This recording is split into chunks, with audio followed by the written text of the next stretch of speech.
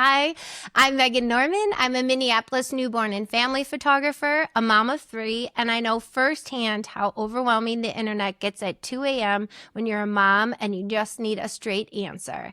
That's why I created Made for Minnesota Moms, real conversations with Minnesota women who support pregnancy, birth, and motherhood with resources you can actually use. Today, I'm sitting down with Kayla Kronfeld, a certified professional midwife and home birth midwife who has been in birth work since 2018.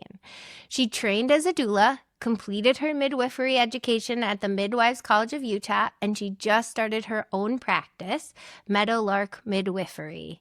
Kayla is passionate about informed consensual care that puts the client in the driver's seat. And when she is not at a birth, you can find her canoeing with her wife, hunting for ghosts, or tracking down the best pastries in the metro. Kayla, welcome to Made for Minnesota Moms. Thank you so much. I'm really excited to be here. And we can leave this in. I do have a client, I forgot to tell you this until just now, whose water has ruptured. So we might hear from them. Okay. That's just life. Mm-hmm. Yeah. That's sorry life. that I It's just true. remembered that.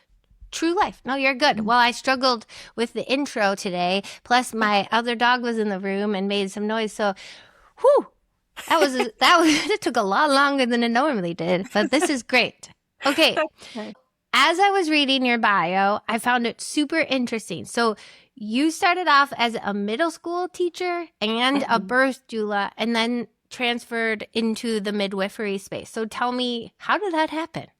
Yeah. So when I was a middle school social studies teacher, which I absolutely loved and adored, I also at the same time was becoming a yoga instructor. And one of the requirements for my yoga teacher training was to take a variety of different prenatal classes, yoga classes. I signed up for Blooma's prenatal class out of the Plymouth location. This was clearly many moons ago, and I fell in love with it. I was not pregnant, not planning on ever having children. But honestly, I was so relaxed after the class. I was like, hot dog, everyone needs to do this. So I started my yoga teaching journey as a prenatal yoga instructor. And then with just people that I met through teaching classes, I had folks reach out to me asking if I could be their doula. I had no idea what that was. I honestly thought it was a form of a nanny. Like I thought it was like an au pair, like a different language. Hey, I'm like, I had no clue until I started this series truly what a doula was. So you're not alone. oh, thank you. Yeah. And at first I was like, well, I'm already teaching kids. I don't know if I want to live with somebody, and take care. Oh, I love that. So I was like, oh, let me just do some research. And then Blooma was actually hosting a doula training. And, that's already where I was teaching yoga. And you would have thought that if I was teaching prenatal yoga at a prenatal yoga studio, that I would know what a doula is. Absolutely. Absolutely not. But I signed up for it, realized what it was while I was in the training. And I thought, yeah, let's go ahead and help folks advocate for what they want and what they need, providing that emotional support and just really having that unconditional, undivided attention, love, and care that's not providing that medical side of things. And then when I was a doula, I had clients who wanted me to be like a midwife. And of course, I'm thinking, I don't really want to work in a hospital because I love wearing high heels. I would always wear high heels as a teacher. It's like my excuse, I don't want to wear scrubs all day. I love that's what you want. That's what you were excited about was high heels? Okay, that's amazing. It's the small things, right? It is the small things. And I had so many pairs of shoes. Like I grew up loving shoes. And now I go barefoot everywhere as a home birth midwife. But anyways, and so when clients were talking to me about, maybe you should think about being a midwife or even an OB. And I realized I didn't want to be in a hospital system.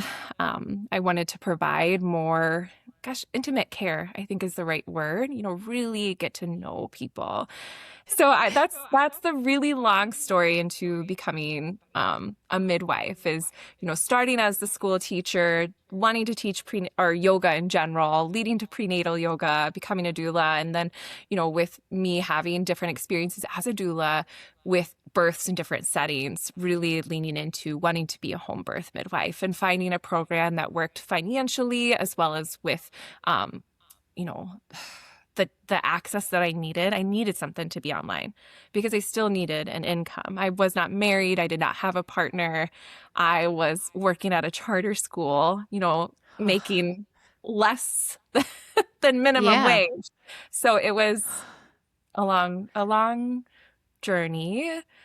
But here I am and it's so great.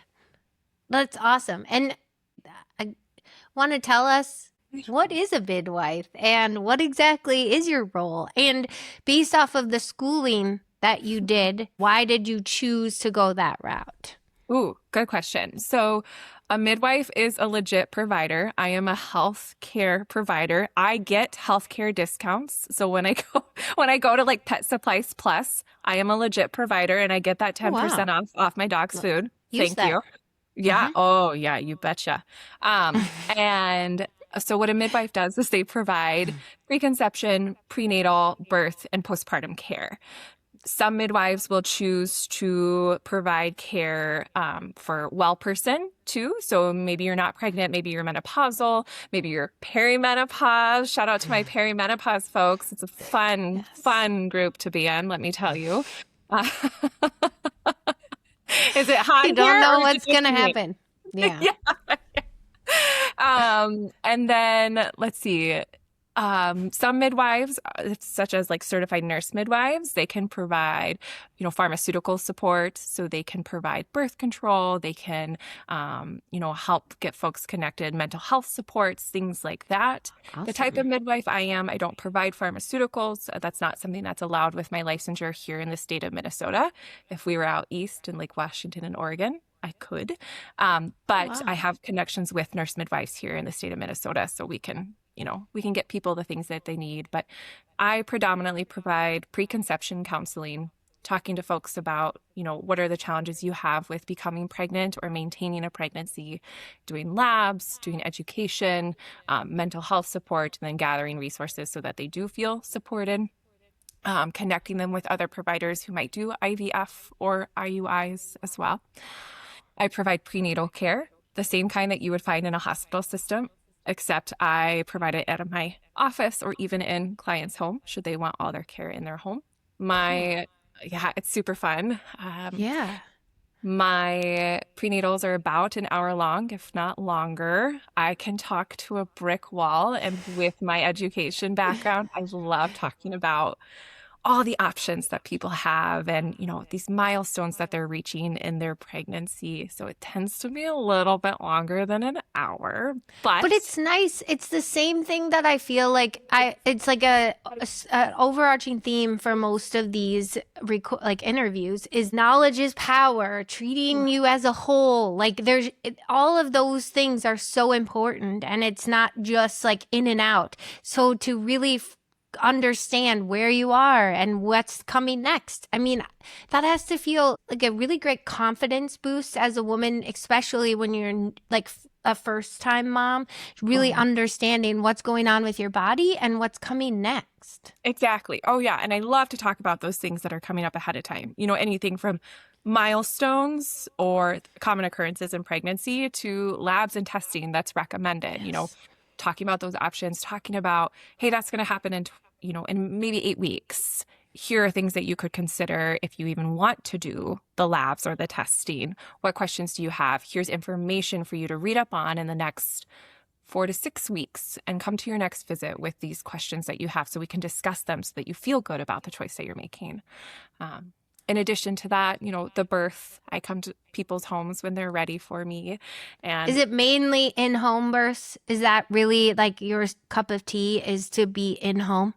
yes, I did moonlight at a birth center, at Willow Birth Center, which has closed due to insurance reimbursement, which we really got to get on our insurance companies providing coverage for autonomous care. It's so Yes. important.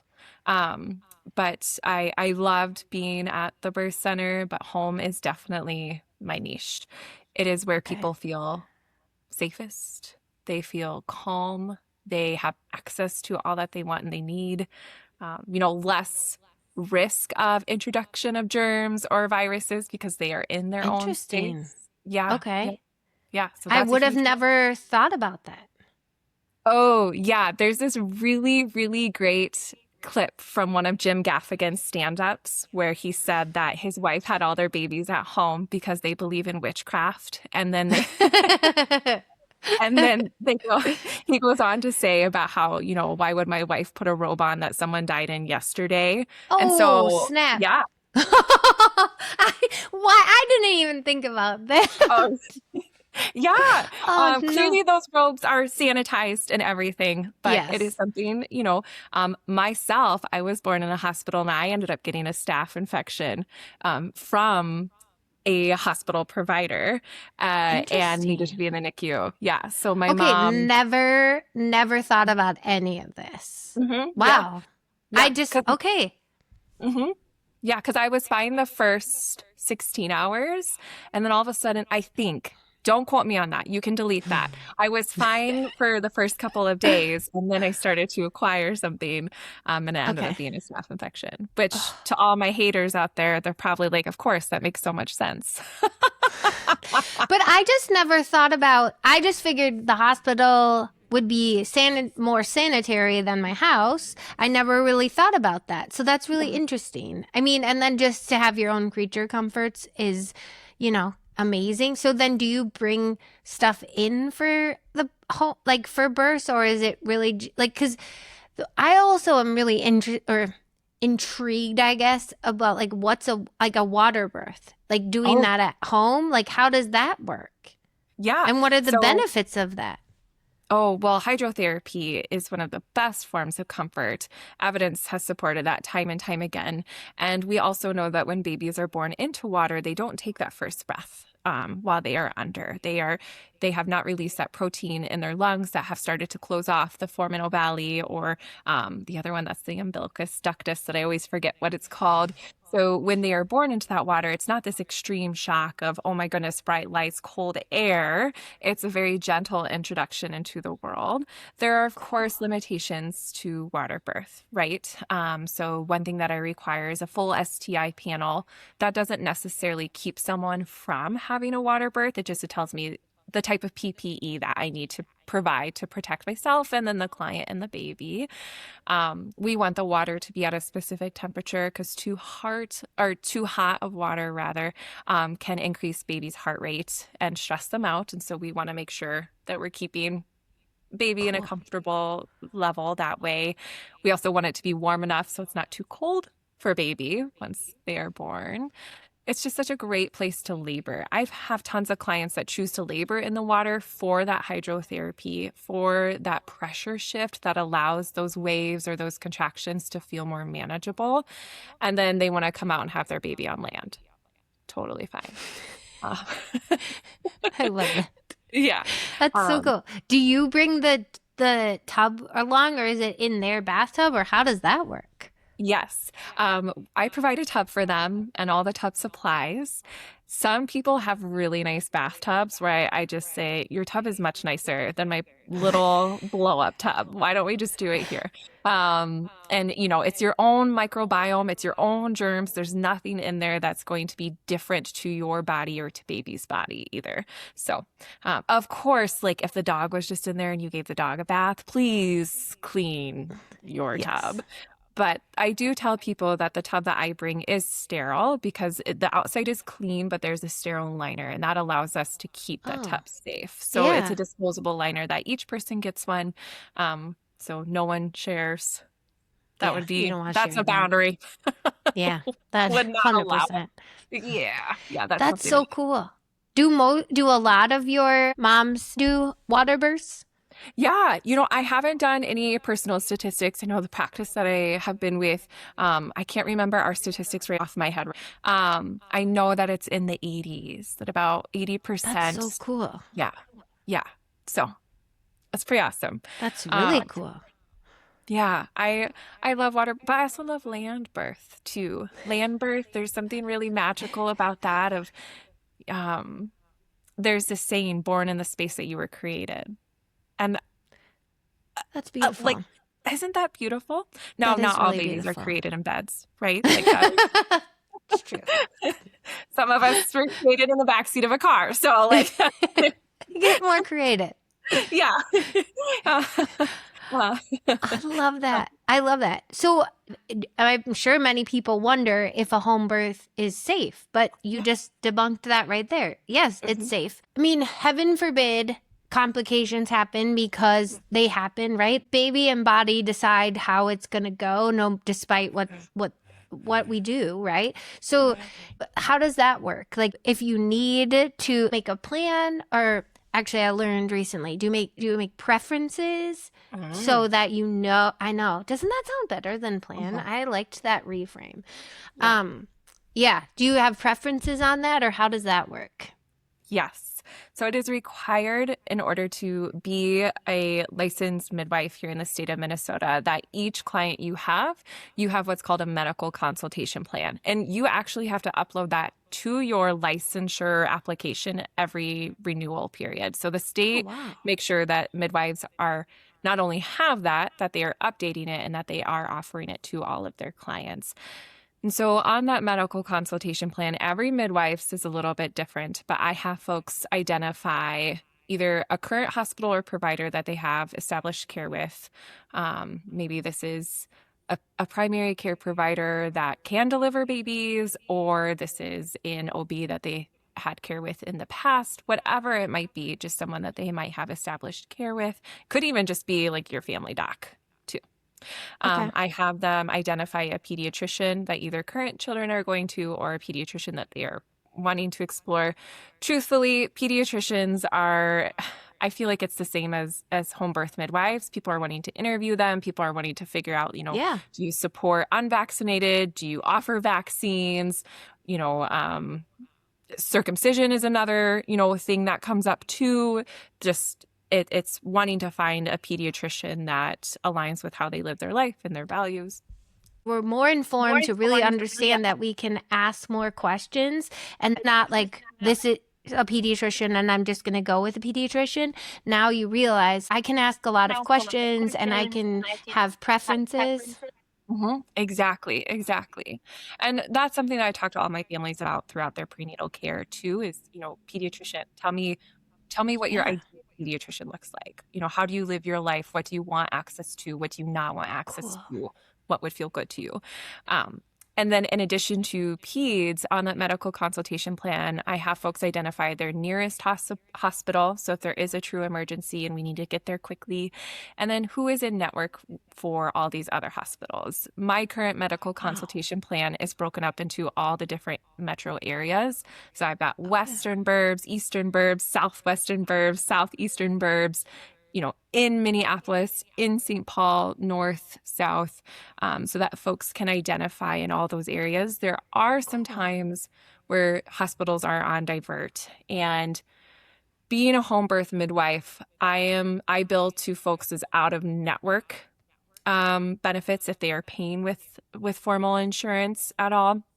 And the last thing I want to have happen is we are in the middle of birth, we need to transfer, or there's a choice to transfer. And not only do they still have to pay for my services, but then they have to pay this ginormous hospital bill. I want to make sure I know who's in network for them in all the areas. Because if there is a hospital that's on divert, meaning they're not welcoming anybody at this time, and we need to go to like a backup hospital, I want to know who else we can go to that's not going to give this family, $120,000 bill, because that has happened. And so that medical consultation plan or preference allows me to know ahead of time during pregnancy, okay, here's the closest one to their home. Here's kind of what they're thinking in terms of insurance. And then we also have a preferred hospital. I have had clients who are providers in a hospital system, and they actually don't want to go to where they work because either they don't want to see their coworkers, or maybe they know the care that's just their preference. Yeah, exactly.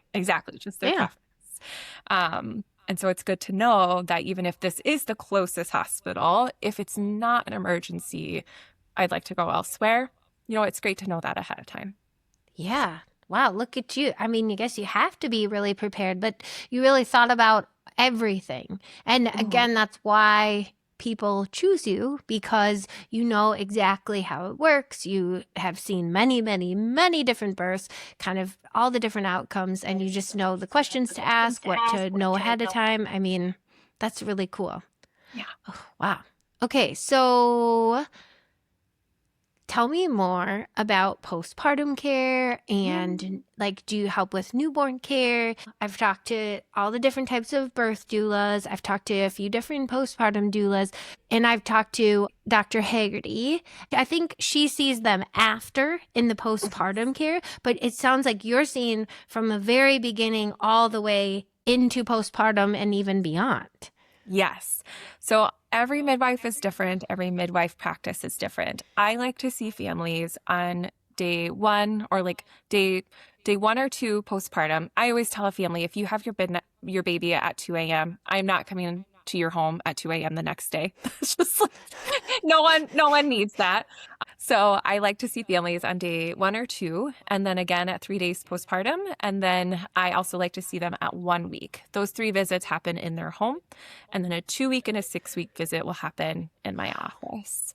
And That I'm sounds available. amazing. Oh, it's so great. I always encourage families to establish care with a pediatrician.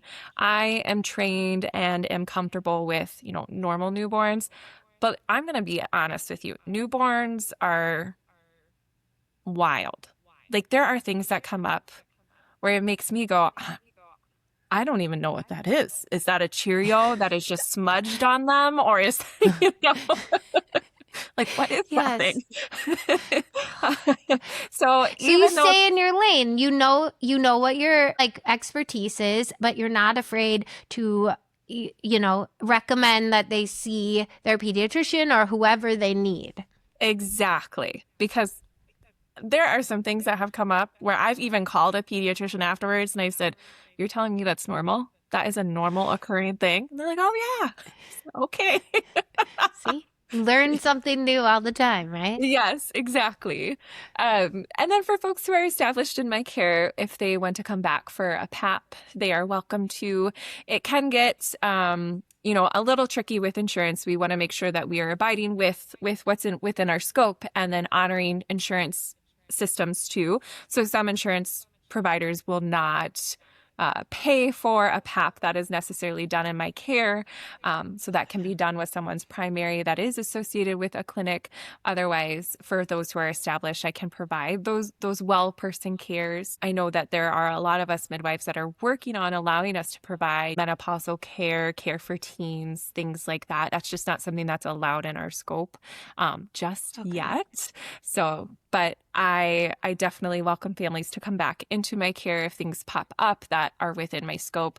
I always welcome my families to reach out to me. I just had a client actually reach out the other day whose baby was born, maybe a year and a half ago, and they were looking for a new pediatrician. And so just because someone had their baby and we've had that 6 week postpartum, it doesn't mean that our relationship is over.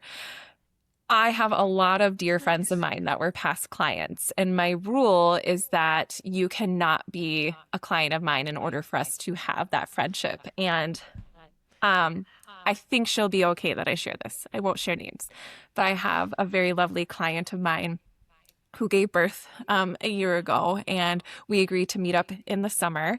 We met at the end of summer, and when I saw her, she just had this glow about her that I had this like spidey sense that something was up, but we were meeting as friends. So she's no longer my client. We're having a good time. I mean, I think we spent 4 or 5 hours together, and she made a comment to me and I just looked at her. And as a person who cannot have babies, I'm very mindful to not ask someone, "Are you pregnant?" or "You must be pregnant." Those are things that I just don't do. But I definitely did. I looked at her and I said, "Is there any chance that you could be pregnant?" No, no. 2 days later, Megan, 2 days later, I get a text message. "Well, guess what? She's pregnant." So, See? You yes. just So, know. Yes, yep. And it was great. I was like, well, I should have bought a lotto ticket. But then, I told her, if you're wanting me to be your midwife, we can no longer like have a friendship. It needs to be strictly professional. And then once you have your baby, if you want to be friends again, we can hang out and do all the things. But until then, we have to keep this professional. You truly getting to know them, because that creates the comfort, the confidence, like the total package of care.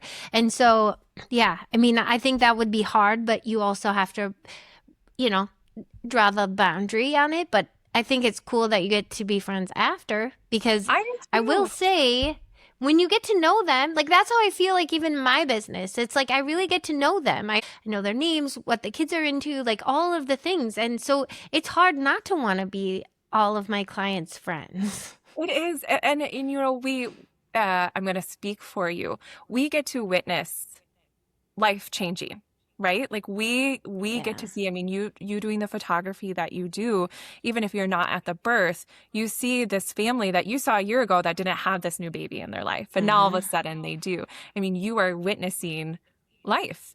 And that is just so, I mean, it just brings me to tears. Like, how could you not want to have a strong relationship?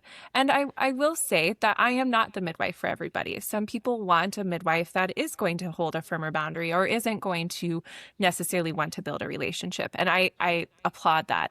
I do believe that there's a midwife or care provider out there for everyone. And Yes. I don't need to be that for everybody, because that's how we get to burnout, right? But I will say that when I get to build this relationship with clients, it means that when I am suggesting Pitocin, or I'm suggesting that we go to the hospital, or I'm suggesting this ultrasound because I'm concerned about their baby, they trust me. They know I'm not practicing an agenda. They know I'm not trying to get money out of them. They know that I care about them so much that I want them to be safe. I want their baby to be safe. And I'm going to do everything in my power to make sure that happens. And that includes recommending things that maybe they didn't necessarily want, but knowing that we have this relationship, they know I'm not going to do anything to them to harm them. And so I really value that as well. That's so cool. That's so cool. I guess I didn't realize truly the scope. You are with your families from preconception all the way to postpartum. I mean, that's a very special relationship. That's pretty cool. And midwife itself means to be with women. So here we are. Makes sense. I love this. This is so cool. Are there any common myths or misconceptions about midwifery care that you wish women understood? Yeah. Oftentimes I get asked, what do I do? and not in the sense that you did, but they're like, so how are you different than a doula? And I love doulas. This is in no way to talk them. I mean, I was a doula. Some of my dear friends are doulas. Doulas provide very needed, extremely important emotional and physical support. They, have access to so many resources and can help families really come to the choices they want to make. Here's information on A, B, or C. What more do you need? Oh, your hips are feeling tired. Here, I can squeeze them. Or here are ways that we can use a towel or a sheet or a rebozo to bring you comfort. That is needed. And I am a medical professional. I can do the things of a doula. And I am also checking on your baby's well-being. I am doing your vitals. I am charting. I am thinking 3 steps ahead to make sure that birth is staying safe. I'm noticing that your labor is going 18 hours long. That tells me you have a tired uterus. I need to start planning for a possible postpartum hemorrhage, ways to manage that. I am providing that medical care. Because you're the person that's there delivering the baby, right? Well, moms deliver the babies, and I am there. Sorry. Yes, that is true. Very true. Okay, you're there to help her deliver the Exactly. Baby. Yes, I am there to make sure it goes swimmingly if we're in a water birth and smoothly if we're on land. And so I am making sure that labor is staying this course that is safe and low risk for us to continue to be at home. And I would argue that doulas are very well in tuned on when labor is coming outside of normal right? And so I would argue that doulas also have those conversations, but they're not making those medical decisions. Okay. And so that is a huge difference. Doulas also only see you a couple times during your pregnancy, there throughout your labor, and then once or twice in the postpartum time, whereas I am providing the actual prenatal care. So, if I'm understanding you correctly, they're seeing you instead of an OB or another type of healthcare professional. They're choosing to see you for all those appointments. Like I can only speak to my experience with my OB, but going into the clinic, regularly with this at certain weeks and then closer together once we got farther along, are you doing the ultrasounds, all of that kind of stuff? That's a great question. So I do the same visits. I do not do ultrasounds. I cannot tell the difference between a bladder, a baby, and a leg. So but that makes sense because it's not like the OB is actually, or like the provider that I saw was not the one that was doing the ultrasound. Exactly. But we have ultrasound techs that we refer to. There are also nurse midwives who do what's considered like bedside ultrasound. So they have their own private practice that families can go to that are either cash pay or do bill to insurance. I do draw labs, and those can be done in-house. Oh, this is so interesting. So really, your moms or families are seeing you because they want a different level of care. They want to be in-home. They potentially want to have an in-home water birth. And they're really wanting a provider like you because you're from start to finish, and it's usually in the comfort of their own home. Exactly. That's it. That's amazing. Do you want to write my informed consent for me and just put that all down? Take but my it's so 30-page interesting. document into that one sentence. Well, but it's so interesting because I truly did not know going into this conversation what a midwife does. Last but not least, I feel like this is always a really hard question, especially because you're helping bring all these amazing babes into the world. But do you have one powerful moment from your work that you'll never forget? I've got several, and I cry during all of them. I mean, I think there's the heartbreaking, but there's also the heartwarming. I think that, oh gosh, I'm trying to think. I think, but then I know realize it's hard. I know it's a hard question. I feel like for providers or women who your whole practice is built on this very specialized care with a small population of people, so you can truly get to know them. So I would assume that almost every single birth that you're at is powerful because you're bringing a new life into the world. Yeah. Oh, yeah. I would say the common theme, and I would argue that this is a moment that's both heartbreaking and heartwarming. The common theme that I have is when someone holds their child for the first time and they realize how strong that they are. I think we as society are taught that labor is hard and horrendous. Well, I mean, honestly, some aspects of it are hard and horrendous. Yeah. I've never met someone who's enjoyed transition. Like, I've never met someone who said, I can't wait to be in transition again. But to me, that's so heartwarming because they are realizing their power and their autonomy. But at the same time, it's heartbreaking that a woman ever thought she couldn't. Huh. I mean, it's very true. Mm-hmm. Yeah. Mm-hmm. So it makes me really reflect on how we are treating and teaching and talking about bodies and all that they can do and honoring that. And I think that this is my own personal bias. This is not a fact. This is just my opinion. But I think that hospital systems can be notorious. I'm not saying they are. I think they can be notorious of pushing the agenda and narrative that women cannot by the type of care that is given and found within those systems. Well, that's sometimes. what Dr. Haggerty was talking about. She said Mhm. she wanted to have a smaller practice so that she could really give her patients the care that she thinks that they deserve and wanted, because she said that it's hard because when she was in the clinic, she was seeing 2,000 to 3,000 patients a year. That's a Mm, lot, like to that's truly get wild. to know them and just give them the care. So, I mean, it's not surprising because they see so many. Anytime I walk into a fresh 48 session, I get teary-eyed too, because I think like you made this little person. Like you did this with your Mhm. partner. Like you created this person. Like Yeah. there is nothing that in my opinion, there is nothing more powerful than that. Like you truly created this person, brought this person into the world. Like that is cool. My mom Yes.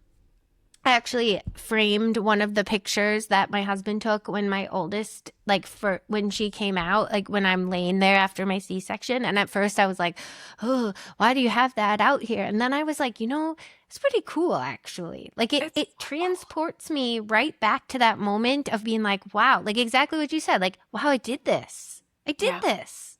Hmm. It's pretty It's, amazing. it's, it really is. Yeah, we don't give ourselves enough credit for it. Mm-mm. And so it's so cool. Okay. Yeah. So I would love for you to share how people can get in touch with you.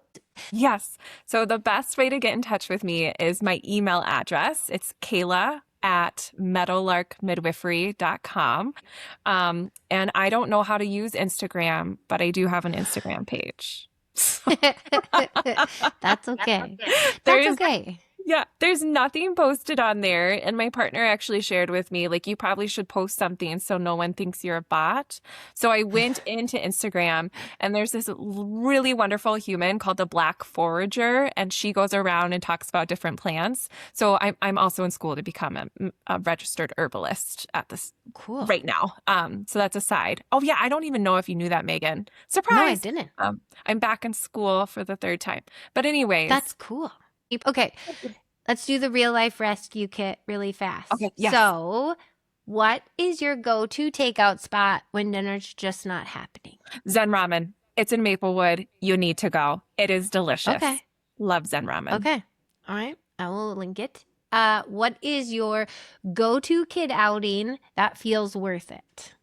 Viking Fest. It is down south. I can't remember what town it's in. But Viking Fest is so fun. It's Okay. I think it's probably only in its second year, but it's in October. Okay. There are animals. You get to take sheep and wool. Like you get to take the fur and you can make rugs. They show you how to clean it. You can Cool. make swords. You can see there's a living village. It's the largest Viking replicated living village, and you get to walk through and have the meals, Okay. and it's awesome. I love it. Okay. Okay. So now that you said that, I was laughing to myself because I'm pretty sure someone told me that they went to Vikings Fest, and my husband is a diehard Minnesota Vikings fan. So he was like, "What is that? I never heard of that." And then they explained exactly what you just Yeah, explained, but I had totally forgotten about that. So it's like a true Viking, not the football team. exactly. Yep, true Viking, but That's it's so awesome. family friendly. They do have adult nights though. Okay. So if you really Oh, want to live it up, your inner Viking. is it kind of like a Renaissance festival, but like Viking style? Exactly. Okay. Exactly. Yeah. Cool. Hmm. Very cool. Okay. And last but not least, what is your go to local mom resource? I love the Childbirth Collective.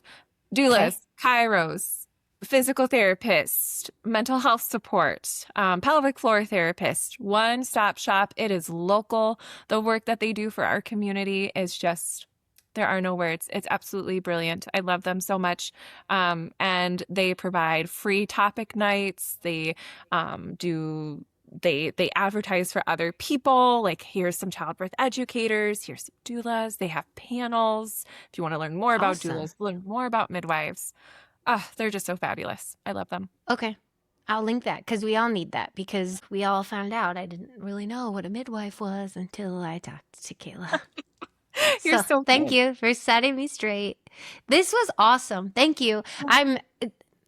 Again, I walk away with so much great knowledge, and I hope that people understand all about midwives and even learned about home births and water births. This is so cool. So thank you. You're welcome. It was so good to be here. Thanks for having me on, Megan. It's been so fun. Thank you. And I hope that your birth goes well. Maybe today, maybe tomorrow. Yeah. I'm gonna check in with them after this and see what's going on. Awesome. Thank you. You're welcome. Thanks for listening. And now for my quick disclaimer, the part I have to say out loud. This interview is for educational and informational purposes only and isn't medical advice. For guidance that fits you, talk with your healthcare provider. Thanks for listening to Made for Minnesota Moms, and I can't wait for the next interview.